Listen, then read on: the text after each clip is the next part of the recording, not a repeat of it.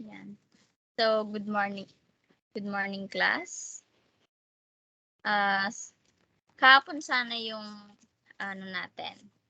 virtual meeting natin, kaso may conference kaming mga 4th year at kailangan nandun kami lahat. So, hindi ko kayo na-meet.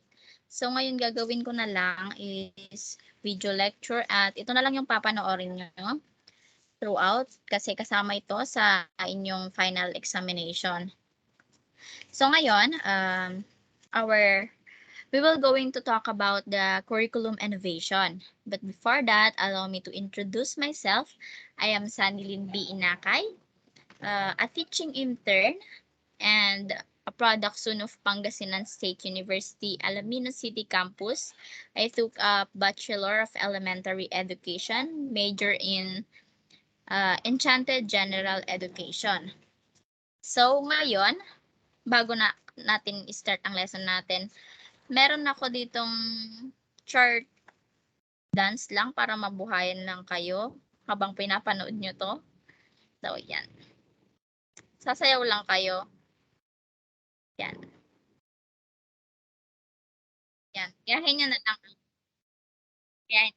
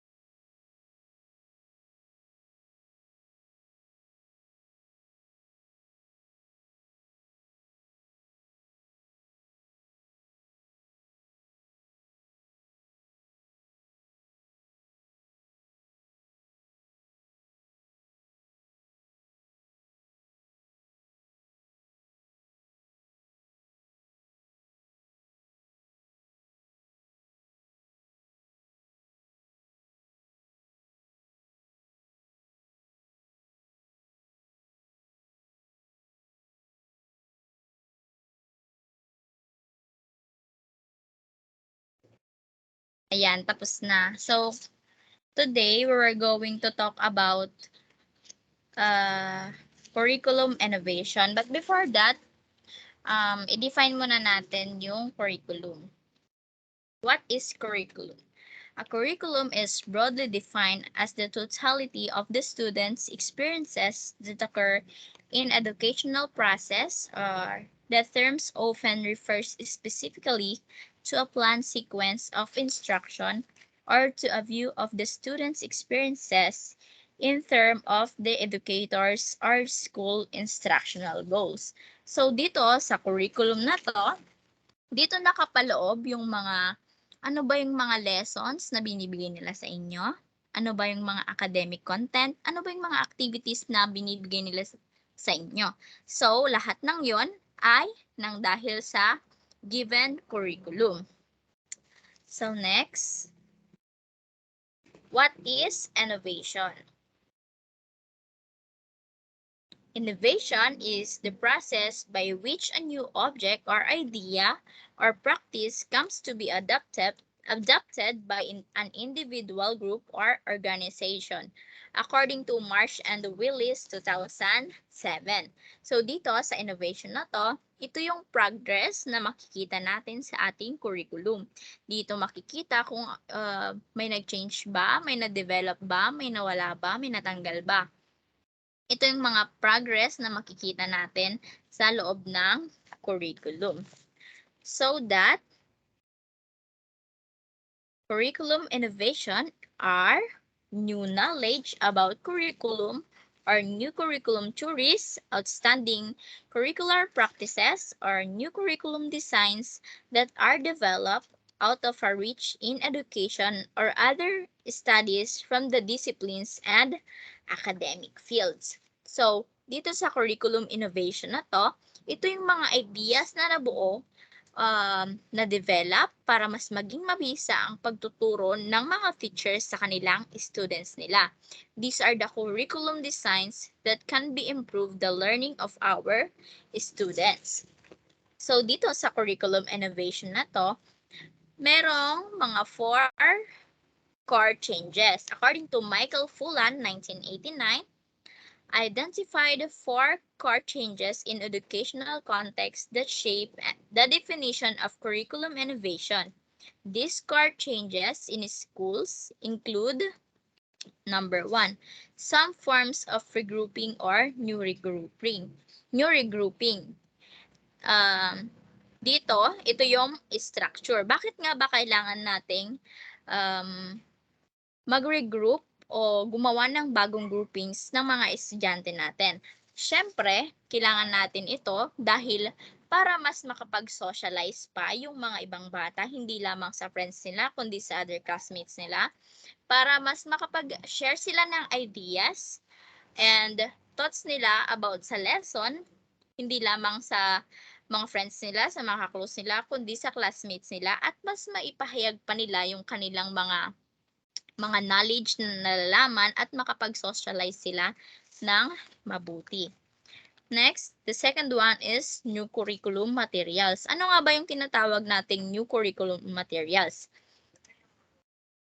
So, dito, sa new curriculum material,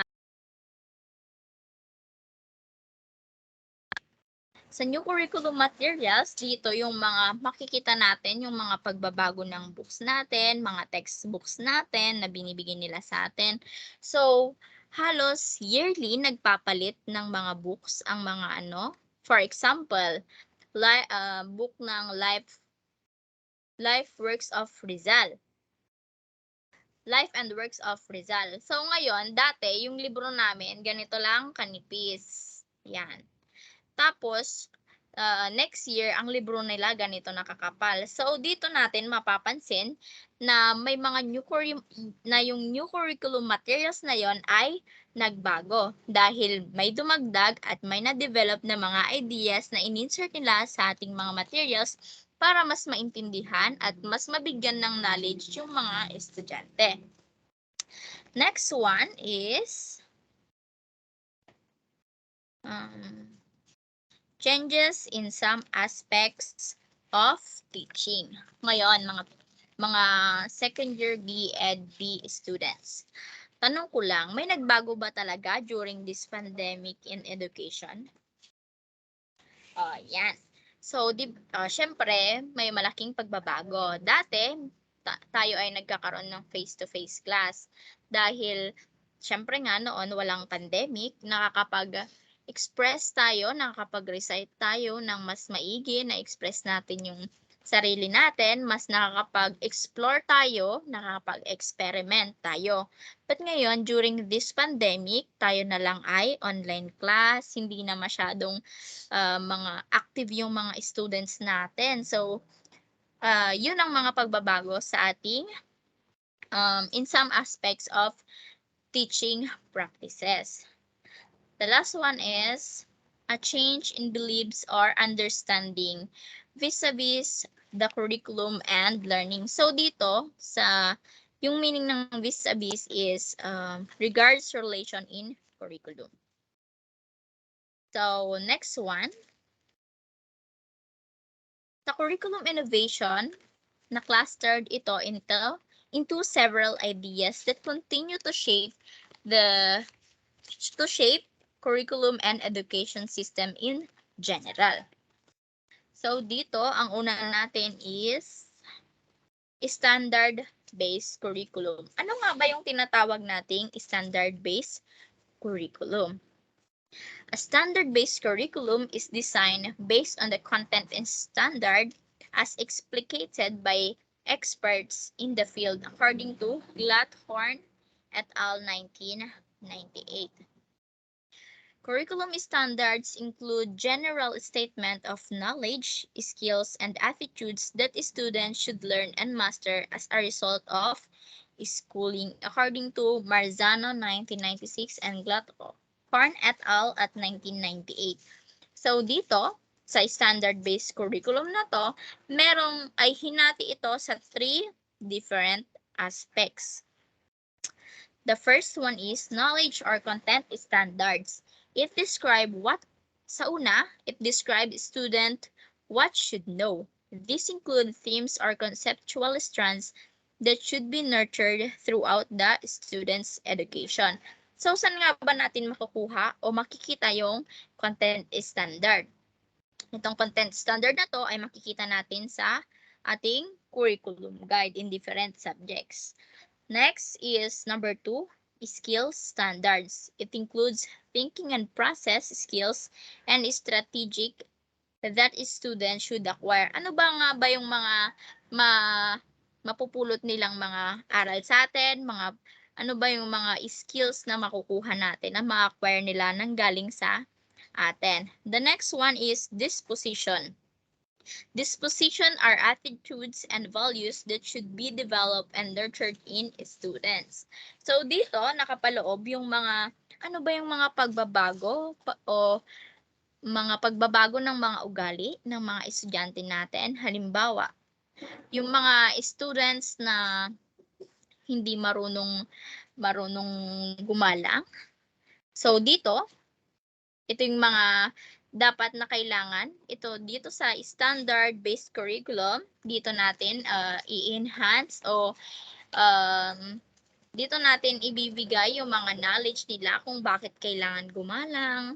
Dito, madidevelop and manunurture at maisa sa puso ng mga estudyante natin kung ano ba yung attitudes and values na dapat nilang ma-implement sa sarili nila. Next one is,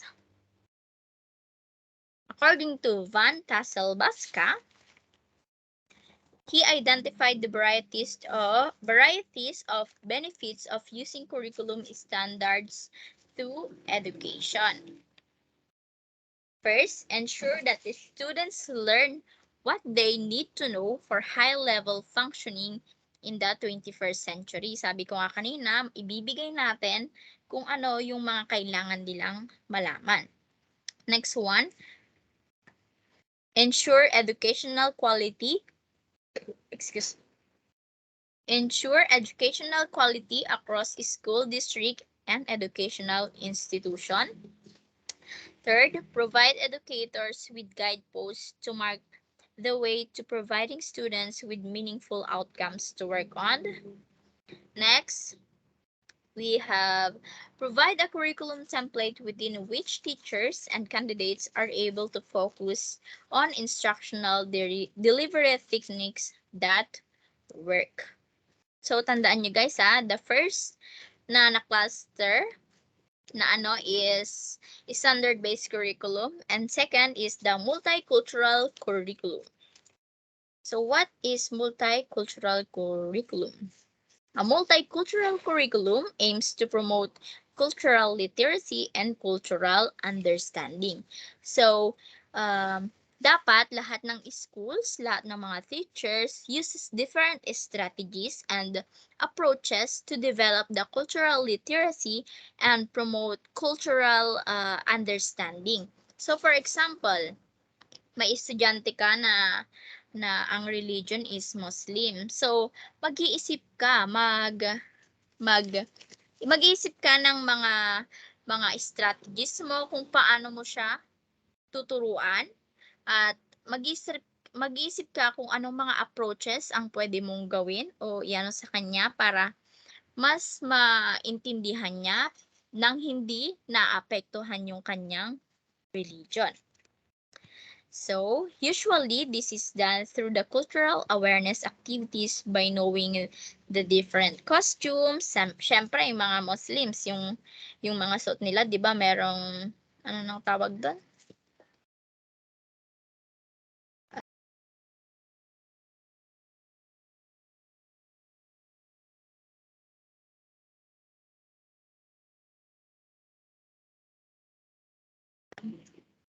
Yung mga suot ng Muslim na, ano bang tawag doon? Yung nakaganon sa kanila, mga hibab ata yun. Ano yung mga next? Different costumes, different songs, literatures, food, ano yung mga food na bawal sa kanila. O, for example, bawal sa kanila ang pork. Ano pa ba yung mga bawal sa kanila? And introducing them to different historical places or different countries as part of their daily lessons. Dito sa multicultural curriculum, sabi ni Banks, he identified 5 dimensions that a school could adopt when trying to implement multicultural curriculum. These dimensions are very useful in developing cultural literacy and in promoting cultural understanding in a school. So the first is content integration. It deals with the extent to which teachers use examples and contents from a variety of cultures and groups to illustrate key concepts, principles, generalizations, and theories in their subject area or discipline. So ano nga ba yung mga i-integrate mo? Siyempre, pinakauna, understand your student. Siyempre, as a teacher, you need to understand your student, especially in their religion. Siyempre, may iba't iba tayong religion, kaya kailangan natin intindihin natin, irespeto natin. Second, yung mga beliefs nila. Third, the way they wear their clothes, and yung mga traditions nila, kailangan nating intindihin. And the second one, identify the strength and weaknesses of each student. So, bakit nga ba kailangan nating i-identify ang strength and weaknesses ng mga estudyante natin?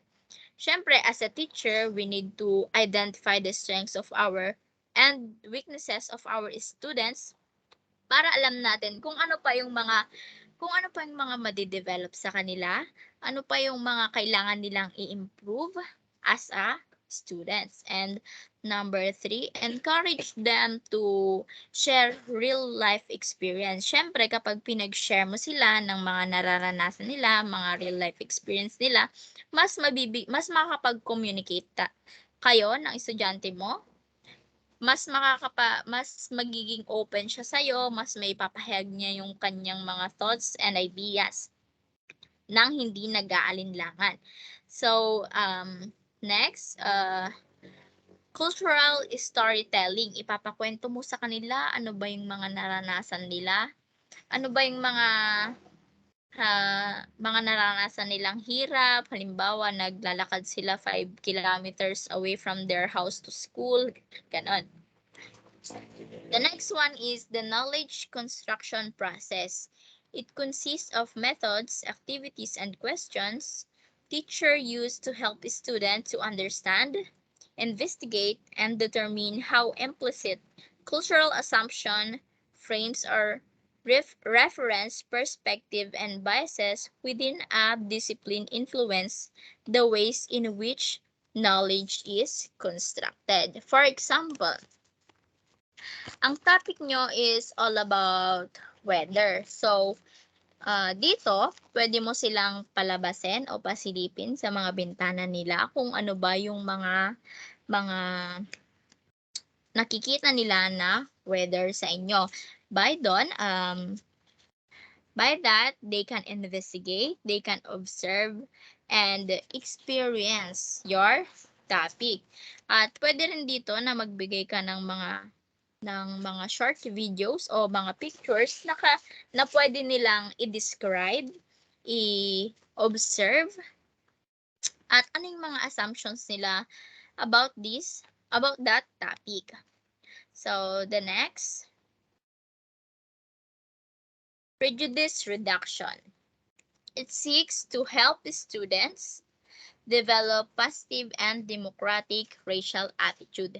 Dito, nakakatulong sa estudyante mo para mas itong prejudice reduction na ito ay nakakatulong sa mga students mo para mas maintindihan nila how ethnic identity is influenced by the context of school and the attitudes of a dominant social group. The next one is 4, equity pedagogy. It exists when teachers modify their teaching in a ways that will facilitate the academic achievement of students from diverse racial, cultural, ethnic, and gender groups. So, teaching strategies and classroom environment, dito maghanap ka ng mga, magbibigay ka ng mga, ay mag-implement ka ng mga strategy, mga classroom environment na mas makakatulong sa mga estudyante mo na kahit ano man ang kultura nila ay nakaka-attain pa rin sila ng knowledge and skills galing sa'yo. Next one, the last one is an empowering school culture and social structure. It involves the restructuring of the culture and organization of the school so the students from diverse racial, ethnic, and gender groups will experience quality. So, dito, it is created when the culture and organization of the school are transformed in ways that enable the students from diverse racial and gender groups to experience equality and equal status. So, una natin, standard-based curriculum. Next one, multicultural curriculum. And the third, Indigenous curriculum. Siguro naman kapag nabanggit yung Indigenous curriculum, alam nyo na siguro yung mga estudyante, kung sino yung mga estudyante dito. It is all, lahat ng ito ay, ng mga estudyante dito ay mga Indigenous people. So, framework for linking Indigenous knowledge with the curriculum. So dito, Indigenous curriculum is a kind of curriculum that align with the life and culture of different tribe. So ito yung mga framework na for linking Indigenous knowledge with the curriculum. Okay, so, number 1, construct knowledge. Dito, mas maiintindihan nila kung paano ang experience, personal views, and other people's ideas influence the development of scientific concepts and scientific knowledge. Dito naman sa use of instructional strategies, gagamit ka ng different strategies na makapag-motivate sa mga students mo para mag-aral sila ng mabuti at mas maintindihan nila yung lesson. Next is number 3. Integrate contents and activities. So, magbibigay ka ngayon ng mga different activities that can reflect the learner's culture, history, and tradition and the indigenous knowledge in the curriculum. Number 4, utilize community, cultural, material, and human resources. So, bakit ba kailangan ito? Kailangan ito para ma-develop at ma-implement ito sa indigenous curriculum. The first one is, una, standard-based curriculum, multicultural curriculum, indigenous curriculum. The fourth one is brain-based education. Brain-based education. It refers to the teaching methods, lesson design, and the school programs that are based on the latest scientific research about how the brain learns, including such factors as cognitive development, how students learn differently as they age, grow, and mature socially, emotionally, and cognitively. So, dito sa brain-based education, ano nga ba yung mga pwedeng activities na ibigay natin sa kanila? So, dito, pwedeng mag-drawing sila, magbigay ka ng topic, tapos ano yung may isip nila tungkol doon, i-drawing nila. Pwede ka rin dito sa brain-based education magpa-quiz bee, mag-discuss, discussion, mga technology, what is the usage of technology, ano yung mga parts ng mga iba't ibang mga units, ganon. Movement, tapos pwede ka din dito mag-storytelling dahil after storytelling, you ask questions to them and dito ma-enhance yung mga o ma-develop yung kanilang cognitive. The next is brain-based education techniques have been shown to increase students' knowledge retention, academic performance, transference, motivation, and attitude. Next is gifted education curriculum. Gifted education curriculum is designed to respond to the needs of a growing number of gifted learners and to develop gifted potential. Examples of gifted curriculum models are school-wide enrichment model. So dito sa school-wide enrichment model,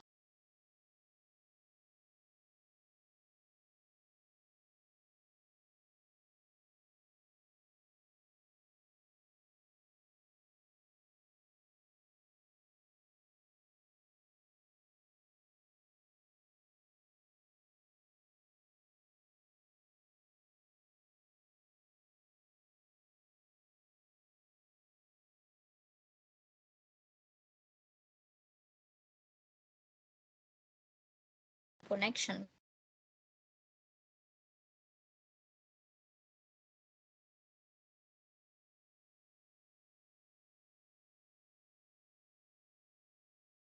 Yan. Dito, sorry for the internet connection mahina.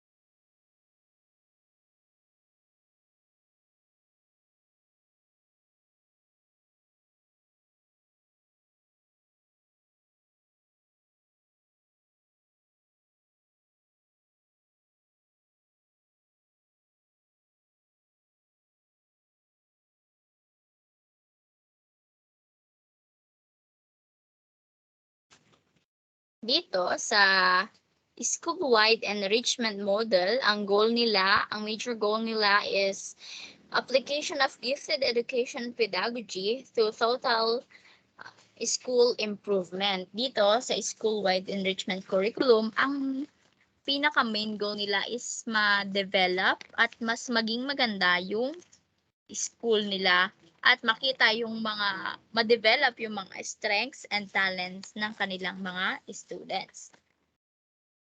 So, next one is parallel curriculum model. Collaboratively developed by group of scholars Tomlinson, Kaplan, Renzulli, Purcell, Lippian, and Burns. So dito, it promotes the curriculum model for developing the abilities of the students and extending of the abilities of the students who perform at the advanced level. Next is Autonomous Learner Model. It is developed by Dr. George Betts and Miss Jolene Kircher. So it is designed to meet the diversified cognitive, social, and emotional need of gifted and talent students. Number 4 is Integrate Cultural Curriculum Model. Is a comprehensive and cohesive curricular framework which employs good curricular design, consider the feature of discipline under study and is differentiated for gifted learners. So this curriculum or this curriculum model, it is a popular way of organizing or designing different kinds of curriculum. Ano ba yung mga pwede dito? Mga reading, magpaparead ka sa kanila ng mga books, mga stories na mas made-develop yung mga ano nila, mga strength and weakness. And ma-enhance yung mga tanggal yung mga weaknesses nila. Susunod, writing, pwede kang magpa-write, magpagawa ng poem, ng mga stories, ganon. And oral communication in language art. So, next, Kids Academia. It is developed by Dr. Manabu Sumida in 2010 for young Japanese children age 5 to 8. So, alam nyo na kung anong mga estudyante dito, mga Japanese children age 5 to 8. It is designed to provide excellent science experiences for gifted children in Japan. So dito ang estudyante siguro nila yung mga naggagawa ng mga robots, mga nag-invent ng mga different technologies. So yan ang gifted education curriculum. Next one is, so ito pala yung integrated curriculum model for gifted learners. So dito, meron tayong concepts, issues, themes, dimension. It is where the learning experiences are organized.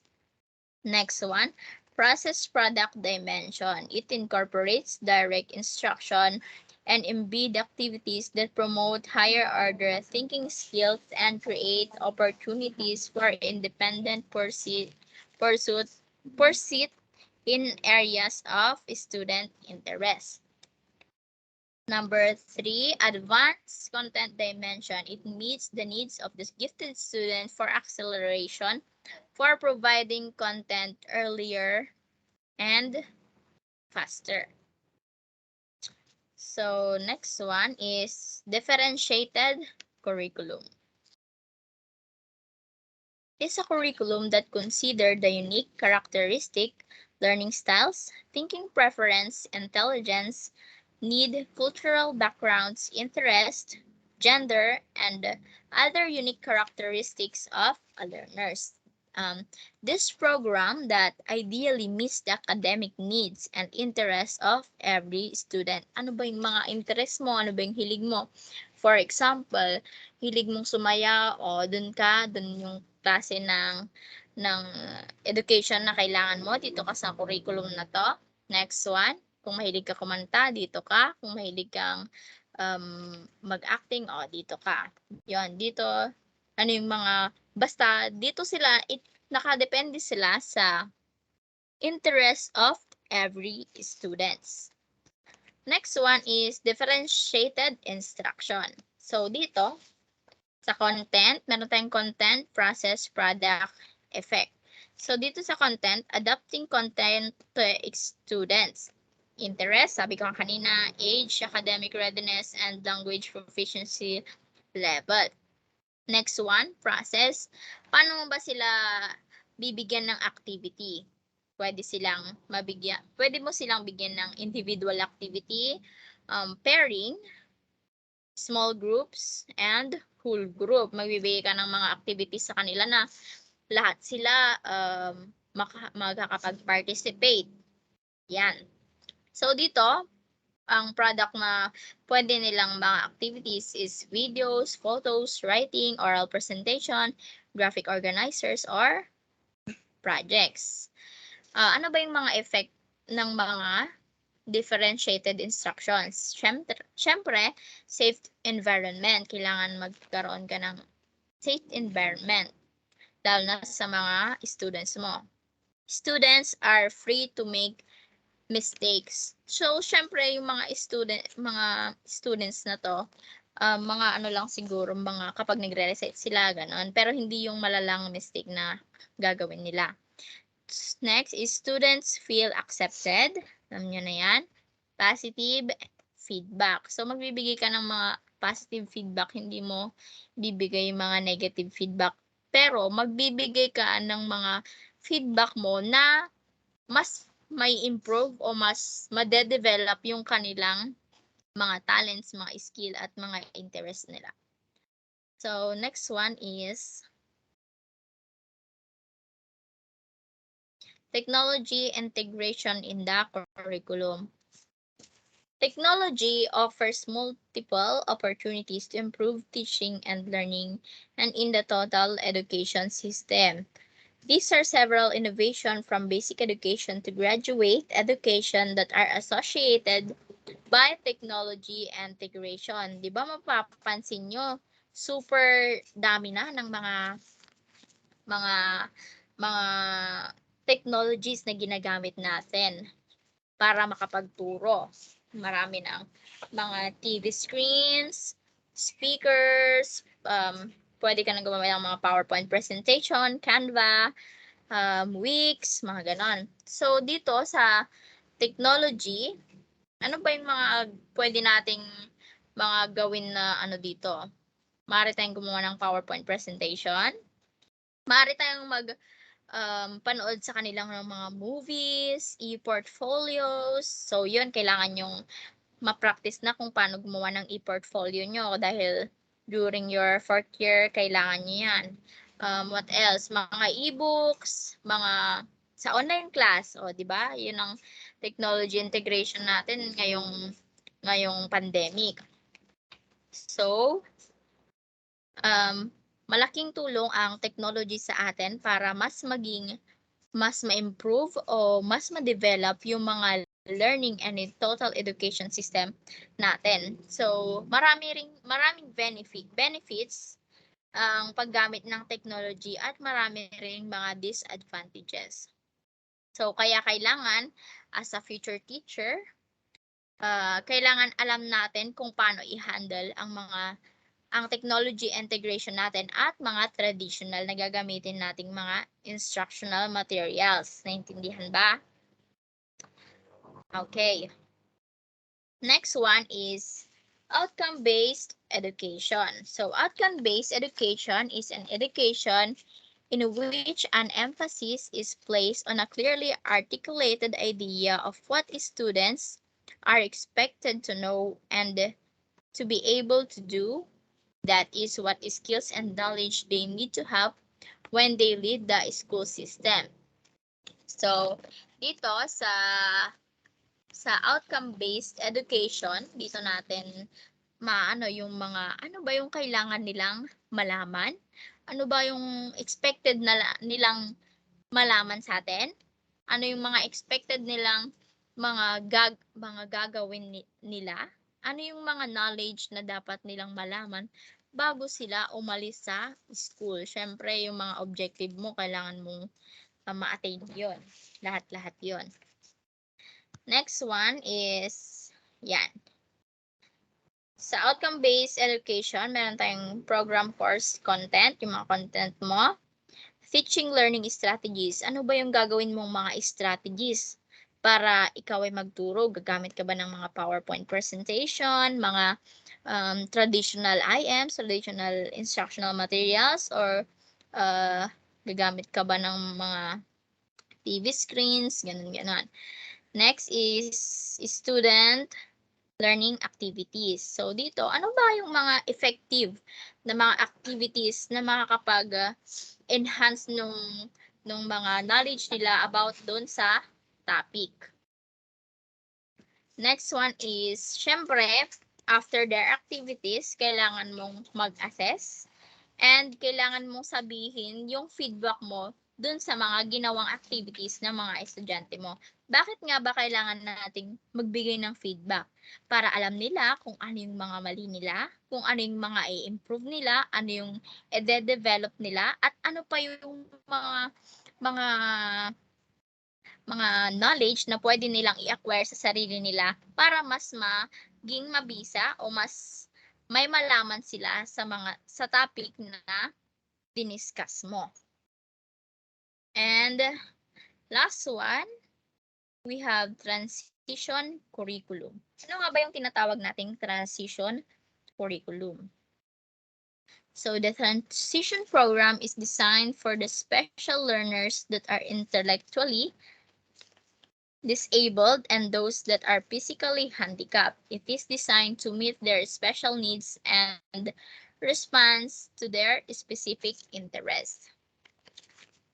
So dito, transition curriculum, meron dito sa kung alam nyo sa ALOS, may mga physically handicapped dyan na nag-aaral na, for example kasi yung tita ko, isa siyang pipe, hindi siya makapagsalita. So, doon nag-aaral sila ng, hindi ko lang alam kung paano sila, using sign language. Hindi ko lang alam kung paano sila nag-gradean doon. Pero meron ding mga medal sila doon eh. May mga honors din sila. So, yun yung transition curriculum.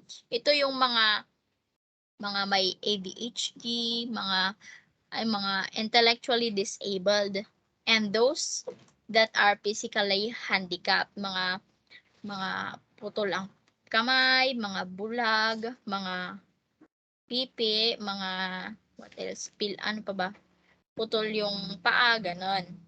So, dito sa transition curriculum, transition program for learners, philosophy, legal framework, or policy and curriculum. Dito sa type of special learners, meron ngayong intellectually disabled, sinabi ko kanina, physically handicapped, yung mga bulag, pipe, yung mga may kulang sa katawan, mga putulang paa, putulang kamay, yun.